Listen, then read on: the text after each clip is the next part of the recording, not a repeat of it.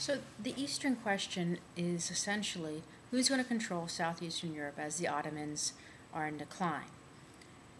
Now, it's often portrayed that Austro-Hungary, um, when the war begins with the ultimatum against Serbia, that Austro-Hungary must have strategic interests in expanding south. That's not the case. Austro-Hungary clearly, through the records, wanted to support the Ottoman Empire in this region because they themselves don't have the resources to control this region. They're fearful of an unstable empire south of them. So when this war is going to be eventually begin, that's not what's going on. Now, this region starts to get attention in 1912. The First Balkan War occurs in 1912, and basically what happens in this war is that many of the national groups that were formerly under Ottoman control are trying to form independent nations. But in the First Balkan War, they unite as a strategic force to push the Ottomans off of the continent. And they're successful in many of these battles versus the Ottoman Empire. Italy also gets involved in this and takes over some regions of northern Africa. And so that's the First Balkan War, and it's only lasts a year. 1913, a second Balkan War emerges.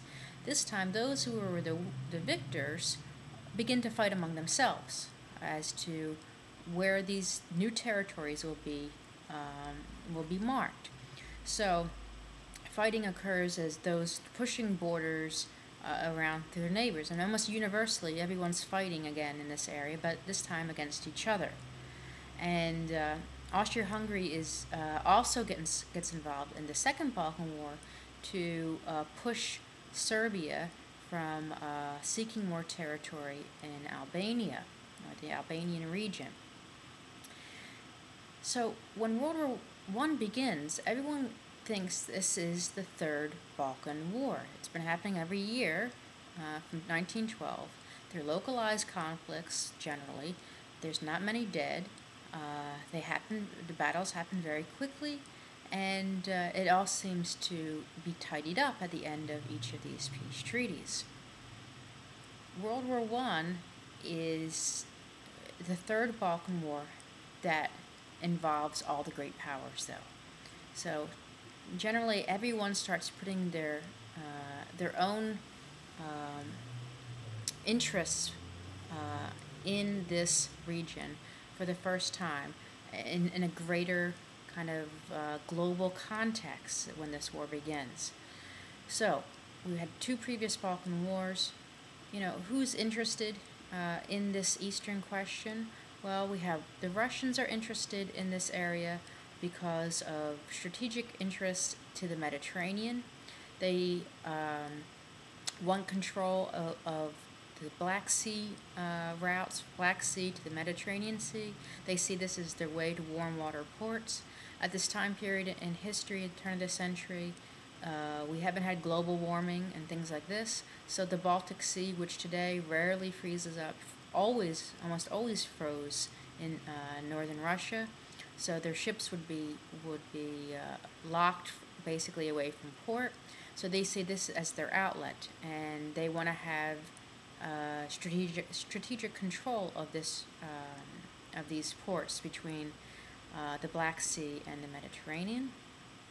They also have a pan-Slavic interest in this area. Pan-Slavism was a movement during this turn of the century that many Slavic-speaking peoples were seeking to maybe unite on a greater cultural kind of front or political front.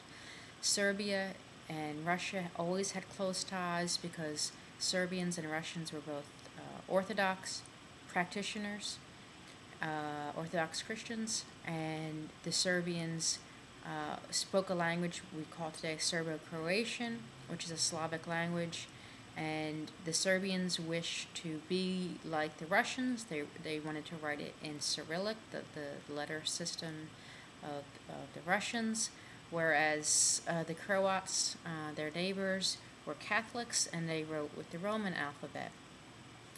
So there's this cultural link with Russia to Serbia. The Austro-Hungarians see this area, this is their neighbor. They have interests in the area already. They control the what today we'd call the Croatian coast, and an area known as Istria, which is part of Italy today, northeastern Italy. And they are concerned with with all this fighting and warfare that's happening on their borders. So they have interest in this area to be stable. Germany has an interest in this area. Germany is becoming the dominant force of Central Europe, and they want to have peace in their region. They want to have influence in their region, so they have a keen interest in what's happening in southeastern Europe. Part of this, however, becomes more globalized when we look at the alliances that many of these empires had made previous to the war. Russia had an alliance with France and Britain. We call it today the Triple Entente. Was this strong military alliance like NATO or something like this? No, not really. It was this loose configuration. But when the war begins, it becomes a pretense to unite and to fight.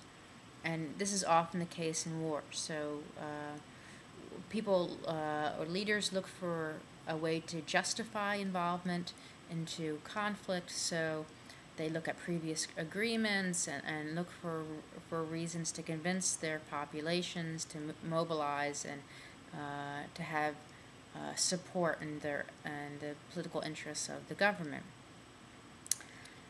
So that's one alliance: Great Britain, France, and Russia. And France and Russia have a much stronger alliance than Britain and France, because Britain and France are competing powers at this time period. They have colonial empires all over the world, and there's this, historically, Britain and France had never been close. They see to their benefit, however, to have a strategic alliance because they see a greater threat in Europe, and that's Germany. So in many ways, their alliance is not so much friendship between each other, but as a bloc against Germany. Who's in the other alliance? Well, there's Germany and Austro-Hungary. We have a regional kind of grouping here as well, because there are German speakers throughout the Austro-Hungarian Empire. Vienna is ruled by German speakers, and in the north is the former Prussian states and the former German Confederation states. And historically, this had been a region that Austria really had much dominance in. In the middle of the 19th century, it flips where Germany has much more influence, becomes the greater power. And this is a lot to deal with industrialization. So, we have another alliance. We have Germany, Austro-Hungary, and Italy. And this is a very loose configuration. And today we discuss this as the Triple Alliance, but it's not very strong even during its own time period.